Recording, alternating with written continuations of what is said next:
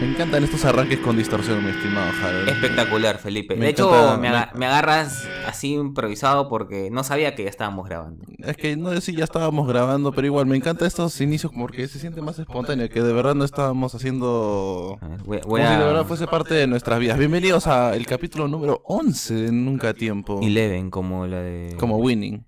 Bueno, yo iba a decir como Stranger Things, pero sí. Exactamente, yo soy Felipe Chafro, que aquí a la derecha de sus pantallas y a la izquierda, y que prácticamente a mi frente el señor Harold Eduardo Bando Reyes. Con un nuevo look. ¿Qué tal? ¿Cómo estamos, mi estimado Harold? Espectacular ahí, con las vibras positivas, arrancando una nueva semana, a pesar de que arrancando entre comillas, pero para mí también hay un inicio los jueves, que es cada edición de Nunca Tiempo, y nada, una semana en la que estoy experimentando un cambio laboral bastante interesante. Nuevas sensaciones. Sí, ¿para qué? Todo excelente, me siento vibras positivas. Y vamos a tener que tener bastantes vibras positivas porque hoy día vamos a hablar de un tema bien serio y de un tema de repente ¿Más nostálgico? No tan serio, más nostálgico, pero que del cual igual vamos a debatir. ¿De qué vamos a hablar hoy día en este primer bloque, mi estimado Harold? Sin antes olvidarnos de que nos digas las redes. Ahí está, muchas gracias. Uy, pateaste todo. pateé la mesa, literal. Pateaste Pero el bueno, tablero. no voy a patear en esta ocasión, no voy a evadir la responsabilidad de decir las redes. Nos pueden encontrar, como lo están viendo ahora en la página de Facebook, como Nunca Tiempo. Nos pueden encontrar en Instagram como Nunca Tiempo sin la del medio. Sin Ahí la está, del justo medio. Felipe está señalando las dos redes. Y también tenemos nuestro perfil en Spotify, donde pueden encontrar todos los programas ya subidos. ¿Es Nunca Tiempo Podcast? Sí, y en YouTube también nos pueden encontrar con el mismo nombre, Nunca Tiempo Podcast, donde también subimos los segmentos y o el programa entero. Exactamente, y bueno, mi estimado Harold, para ir directamente al grano y para sacarnos un poco esta sonrisa que tenemos que hablar de algo muy serio, algo más que serio, triste, hasta podría decir que es frustrante, la verdad. Sí. ¿De qué vamos a conversar hoy? Vamos a hablar en esos primeros 20 minutos de programa sobre lo ocurrido en Independencia, el asesinato de esta menor de 4 años a manos presuntamente de un adolescente de 15. Esto ocurrió, como te repito, en Independencia. La mamá dejó a cargo de su hija de 9 años. Al cierre de esta edición... Ahí está, exacto. Al Empecemos cierre de con esta eso. edición, hoy miércoles, esto va a salir mañana, pero al cierre de esta edición ya se sabe que se atrapó al menor de edad. Al presunto homicida. Sí, en un momento vamos a hablar de cómo se le trata, o sea, las denominaciones, la nomenclatura que se está usando para este caso. Sí. Pero a ver, Yo ¿cómo creo quieres que lo que- aproximemos? Si hacemos Yo creo una que hay que ir cronología.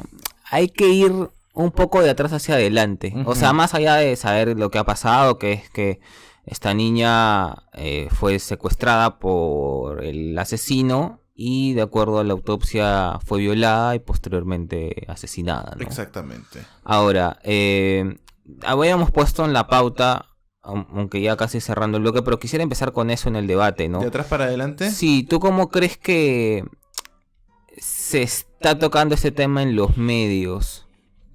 A ver, creo yo, por lo que he podido ver, más me he puesto a ver ese es un tema, o sea, un tema que involucra ya una vida y una vida de una menor de edad. Entonces sí hay bastante seriedad, por lo menos en los medios más tradicionales, el Comercio, La República, entre otros.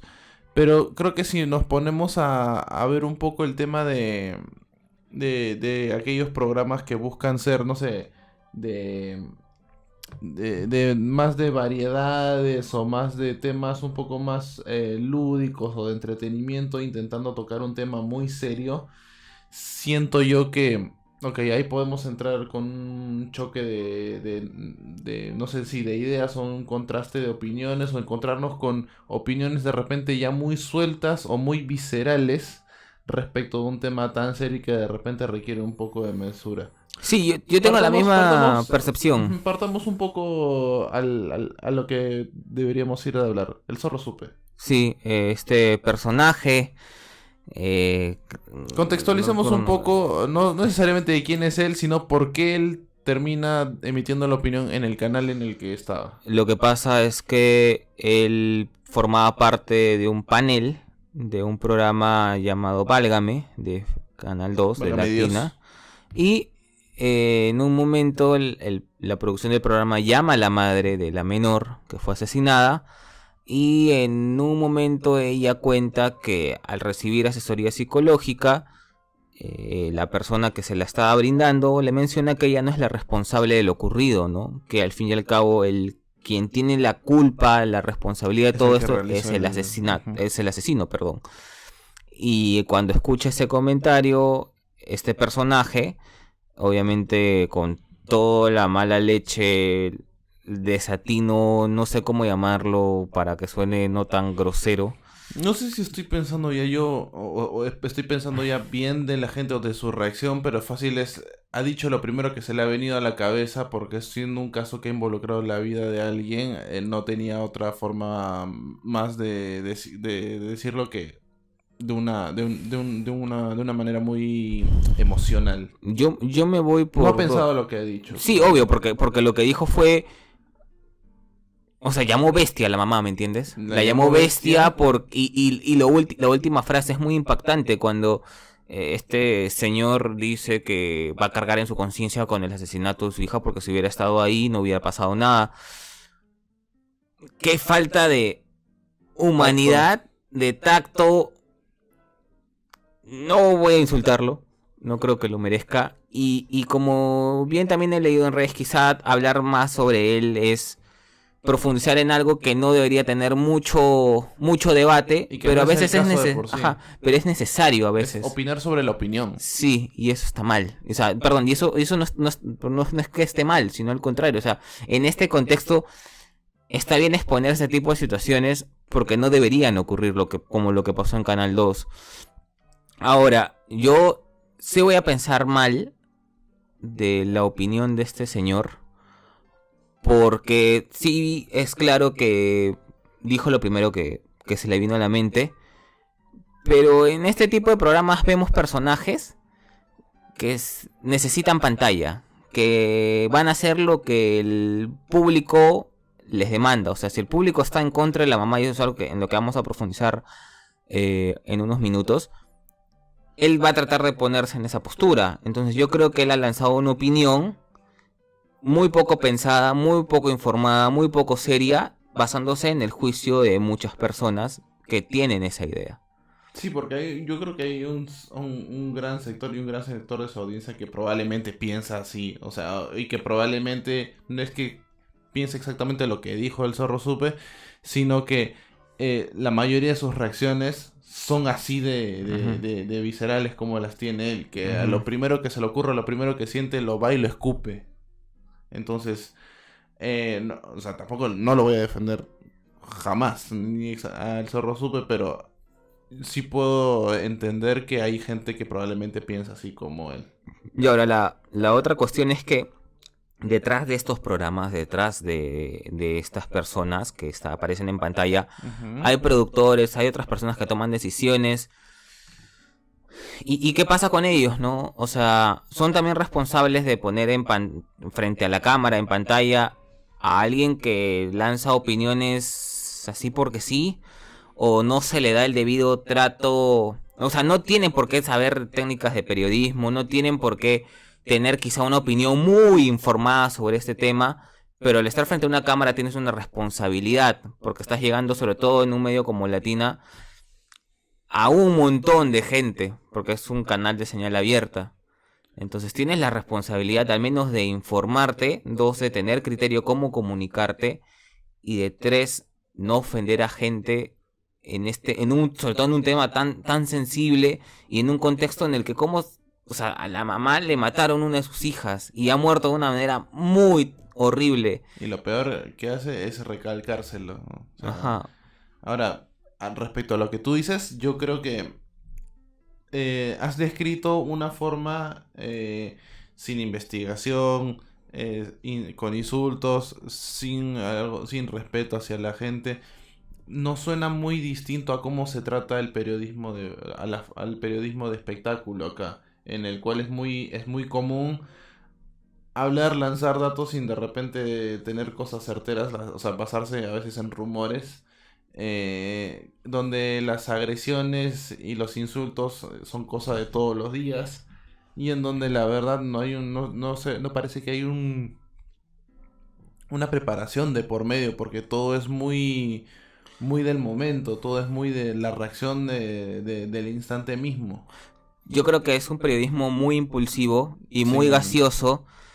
Y ese tipo de periodismo, esa forma de tratar una noticia, no ayuda a este tema que vamos a empezar a tocar ahorita, que es por qué los focos están sobre la madre y no sobre el asesino. O sea, hasta hace un momento, como bien mencionabas al arrancar el programa, nosotros estamos haciendo este podcast tomando en cuenta que hace unos minutos se acaba de arrestar el presunto asesino. Pero hasta hace unas horas y durante estos últimos días, la crítica ha estado sobre la mamá porque la mamá no ha estado en el lugar. Y es claro, perdón, que hay una responsabilidad también de ella por tener este nivel de negligencia, ¿no? Ujú. Pero eso no significa, y yo ya empiezo a emitir un juicio, de que la vamos a tildar de culpable porque no lo es. O sea, ella no provocó la muerte de su hija porque ella no O sea, no es no tanto, tenía esa intención, ¿no? o sea, más que culpable, hasta pareciera que Claro, porque la tildan como si tuviese una, si su opinión, si su accionar tuviese una gravedad tan o más grande o fuerte que el mismo sujeto que cometió el acto. a mí cuando vi las primeras noticias al respecto, y no recuerdo el canal, pero hay una parte de esa cobertura en la que están en la funeraria, y me imagino que haciendo los preparativos para el velorio, Ujú. y se graba a la familia dentro de la funeraria y se escucha cómo familiares discuten con la mamá, diciéndole, o sea, recriminándole, ¿no? Que por qué no estuvo ahí, por qué se fue, que esto, que el otro, que un poco más también tildándola como que fue su culpa. Entonces, cuando ella sale de la funeraria, la mamá, creo que le buscan la pregunta, o sea, perdón, le buscan la respuesta La como declaración. para que ella acepte que sí tuvo parte de responsabilidad, ¿no? Y la mamá, pues, obviamente, ella es joven, tiene 22 años, eh, O sea, tuvo a la niña a los 17. ajá. Entonces, yo creo que le buscaron esa respuesta y no sé si llamarlo como, o catalogarlo como tendencioso, pero esta cobertura periodística sí siento, me deja un mal sabor porque siento que no se ha tratado como debería. No estoy diciendo que al contrario, no estoy diciendo que pucha debería tratarse a la mamá como si no tuviera la culpa o si no tuviera responsabilidad, todo lo contrario. Hay que, de acuerdo a los hechos, el espectador puede entender de que hubo una negligencia tal Ujú. de que no puedes dejar a tu menor hija al cuidado de una niña de 9 años, creo, que tiene la hermana mayor. Y una vez más, siento que este tipo de coberturas no ayuda en nada e incluso empeora más el tema de la lucha contra la violencia contra la mujer. Y creo también yo que esta cobertura también, o sea, a mí también me deja un mal sabor de boca, pero es un tema cada vez ya más frustrante. Hemos hablado de Sorcier la vez pasada, hemos hablado de casos de feminicidio la vez pasada. Ya parece ya que, o sea, andamos chocando con una pared porque siempre, a cada momento salen cada vez más este tema de feminicidios. Entonces, ya uno ya no entiende o no sabe cómo combatirlo de repente. Uno ya no sabe, porque estamos hablando también de un menor de edad, porque supuestamente las nuevas generaciones son las que deberían venir más deconstruidas, deberían venir con un chip cambiado respecto a lo que sucede antes, y estamos hablando de un chibolo, un adolescente prácticamente. Sí, claro. Entonces ya se vuelve muy difícil y agobiante encontrarle una raíz al problema, Sí. no sé, encontrarle un porqué a todo esto. Y sobre todo, valoro mucho que mencionas esto de las nuevas generaciones que deberían, sobre el papel, crecer en un contexto más deconstruido. Pero nos volvemos a topar con la pared de que los medios quizás no tratan la noticia como deberían, ¿no? Otra vez, y en este caso quisiera recalcar la cobertura de los medios televisivos. Por ahí también vi que algo había pasado en Capital con el programa de Mónica Cabrejos, pero no voy a decir nada al respecto porque no estoy enterado específicamente de eso. Pero lo que he visto en televisión sí me deja la sensación de que si en ese contexto televisivo también van a crecer esas generaciones, la situación tampoco va a cambiar mucho en un futuro, ¿no? Y tampoco te estoy hablando de un futuro cercano, te estoy hablando de un futuro en el que los chicos de 9, 10, 11 años ya tengan, dentro de acá unos 8, Va a 9, tener... 10 años, tengan un poder de decisión tal en el que no deberían crecer como nosotros hemos crecido, por ejemplo. Sí, probablemente, porque, o sea, claro, es lo que dices es que ellos ya van a tomar unas decisiones que ya no solamente les van a afectar a ellos, sino van a afectar a otras Obvio, personas obvio. de aquí a unos menos de 10 años. Sí. Y hablando un poco ya de la edad, también podemos empezar a tocar el tema de las denominaciones que se usan, porque por ley, el, Yo eh, estoy enterado de que a ver, si es que obviamente... he dudado hasta en cómo denominarlo, porque Ya, no se le puede decir que lo es que pasa es que infractor, no se le puede decir que es no asesino, se le puede decir asesino no se puede decir a ni una siquiera que ha cometido persona un delito. de 15 años porque al ser menor de edad para la ley no está completamente desarrollada su capacidad de decisión, sus facultades sociales, entonces no se le puede catalogar así, se le puede catalogar creo que como infractor, pero los medios no le van, Pero creo que ni siquiera se puede mencionar que ha cometido un delito. creo que no estoy completamente al tanto, pero creo que no. Estoy casi seguro que no se puede mencionar que ha cometido un delito. Ujú. Y es más, esta persona tampoco va a cumplir una cadena perpetua, o No, sea, va a ir a una va a ir a correccional. una correccional durante un tiempo. De ahí, si es en ese tiempo, o sea, por ejemplo, si lo condenan a 15 años, cuando cumpla 18 en Maranquita va a pasar de la correccional al penal. Y de ahí va a salir ya, pues en libertad, ¿no? Cuando cumpla su condena. Pero esto también nos lleva a este debate, ¿no? Hay países como Canadá, creo, o algunos países de Asia, en los que si un niño, perdón, adolescente, puber, comete un delito, se le trata igual que a un criminal mayor de Un edad. delito de adulto. Y esto, justo comentándolo con mi mamá y ayer, creo, ¿no? Sí, ayer. Le comentaba, ¿no? Este tema pone en debate otra vez cómo tratar esos contextos, ¿no? Vemos en las noticias cada ciertos días que hay chibolos que son sicarios, chibolos que son ladrones, carteristas, que no dudan en golpear a alguien con tal de robar un celular. ¿Qué hacemos? ¿O cuál es el debate sobre ello? ¿Debería seguir, o sea, debería tratarse igual? O sea, no debería cambiar este tema de, no, es que son menores de edad, no tienen completamente responsabilidad sobre sus actos, o deberíamos empezar a ser más duros con una persona de 12, 13, 14 años que ya va teniendo una vida dentro Y del también, mundo criminal y que incluso llega a extremos en el que se convierten en sicarios. y también ya está un poco, ya cansa un poco usar la figura de la educación, que si bien es lo principal y lo más relevante, utilizar siempre la frase la falta de educación, de que no se les enseñan valores, no se les inculcan cosas.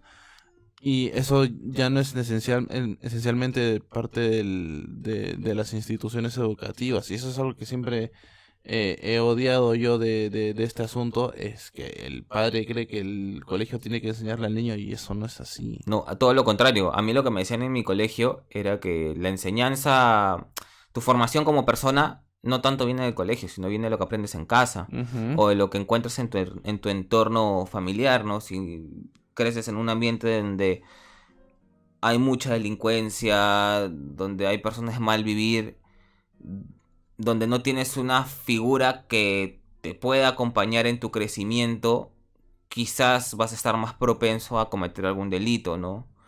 Pero hay sus excepciones, es verdad.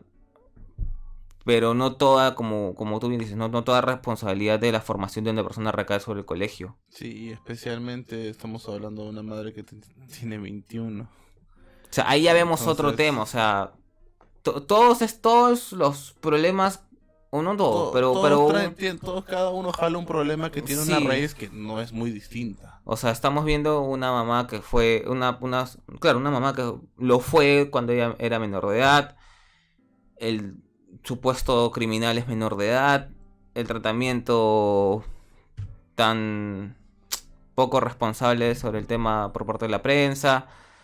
Es un caso muy complejo, es un caso muy duro y coincido contigo en el que otra vez nos topamos con una pared y creo que en este caso son muchas paredes, ¿no? Como que cada aspecto, cada lista de lo que Yo, envuelve este asesinato te da para reflexionar sobre un tema horas de horas de yo horas creo y que eso quizá está, la respuesta no va a estar ahí yo nomás, creo que ¿no? es hasta una pared muy frustrante, la más frustrante mejor dicho, porque ya no estamos hablando de gente que tiene 20, 30, 40, ya estamos hablando de gente que o apenas ha pasado los 18 o está debajo de los 18. ¿Tú qué piensas de que, yo como para ir cerrando el bloque, de que la gente de 12, 13, 14, 15 se le deba tratar ya como criminales? O sea, si cometen un asesinato, si cometen un hecho tan vil como este, debe catalogárseles como asesinos, debe caer, o sea, la responsabilidad penal debe ser muy fuerte, o estás en la misma línea de quienes con la corrección al basta.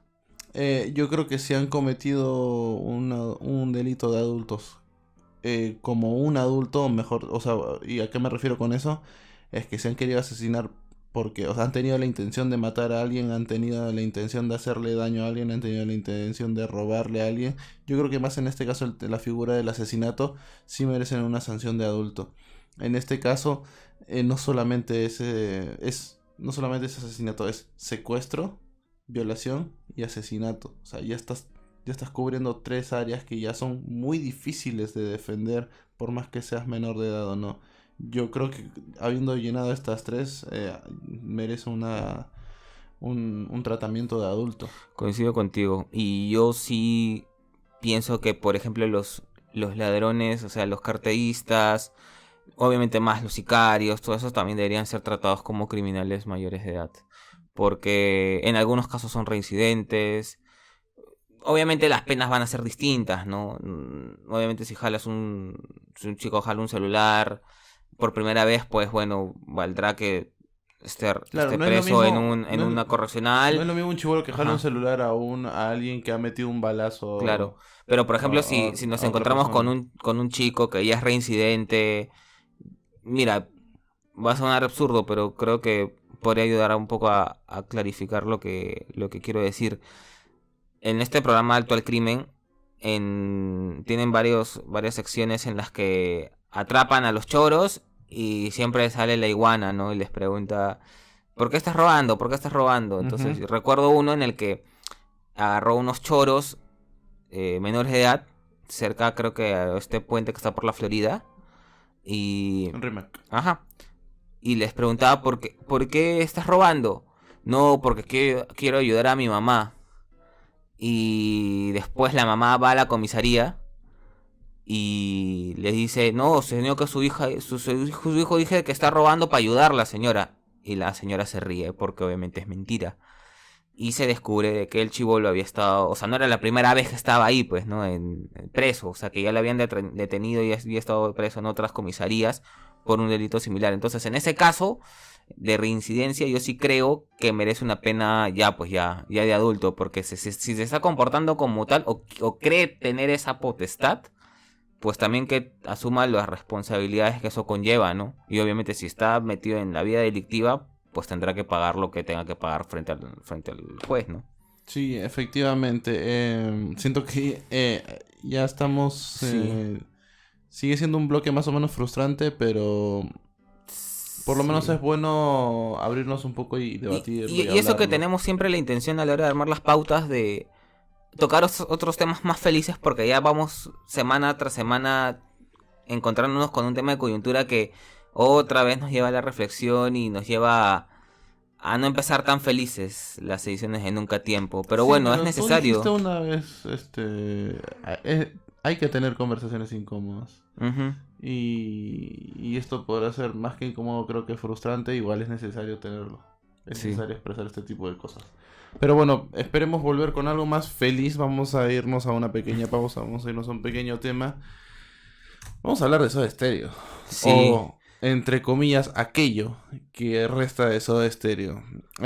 Tuvieron una presentación el día de ayer en el Estadio Nacional, a la cual Hace 2 días. fuimos... Acuérdate que perdón, estamos sí, acá sí, sí. saliendo, perdón, Hace jueves. 2 días, porque es jueves en este instante. Y vamos a ir con un tema del último concierto, aquel mítico disco del 97, creo. Bueno, el concierto fue el 97, creo que el disco fue el 98. Esto es Signos de Soda Stereo. Pero Cuando aún es la teníamos versión acústica, ¿verdad? Es la versión del último concierto, Sí, que sí no. es más acústica, pero sí tiene sus arreglos, unos Lloro. arreglos muy distintos a la versión de estudio. ¿Puedo decir algo? Dilo, Como ya para ir introduciendo el tema del siguiente bloque. dígalo. Julieta Venegas, ponele voluntad, por favor. 50 céntimos de ganas. Nada más. Ya volvemos.